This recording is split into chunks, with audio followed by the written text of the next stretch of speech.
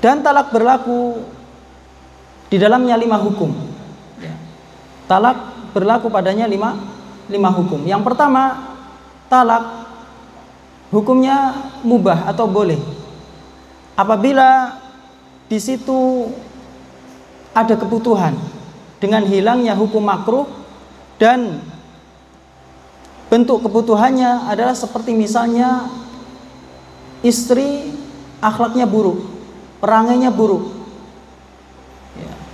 Walaupun suami masih bisa bersabar, tapi jika akhlaknya istri buruk, ya, sudah diberikan nasihat, ya, tetap tidak mendengarkan nasihat, dan ini sudah menjadi kebiasaan, ya, akhlaknya buruk, ya, kepada suami atau kepada keluarganya, ya, maka dibolehkan untuk mentalak. Ini hukum yang pertama. Adapun hukum yang kedua, yaitu mustahab, yaitu disunahkan. Apabila istri menyia-nyiakan hak Allah Subhanahu wa taala.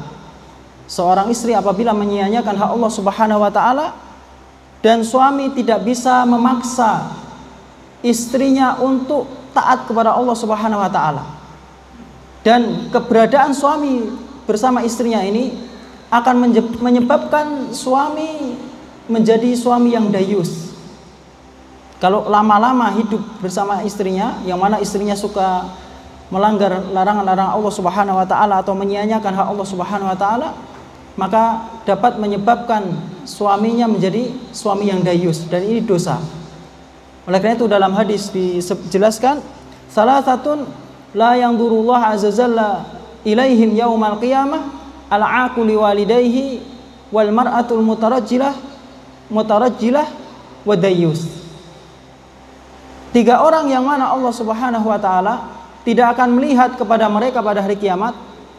Yang pertama adalah orang yang durhaka kepada orang tuanya.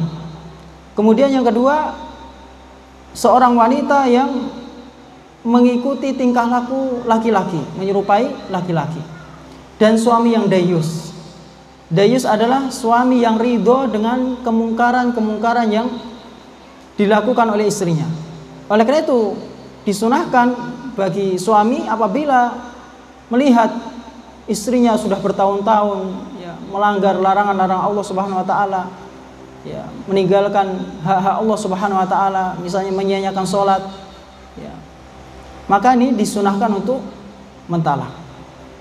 Kemudian hukum yang ketiga, wajib mengucapkan ucapan talak apabila suami bersumpah tidak mau berhubungan lagi dengan istrinya. Jadi suami bersumpah tidak mau berhubungan lagi dengan istrinya, maka suami ini dipaksa antara dia merujuk kembali kepada istrinya atau dia menceraikan istrinya.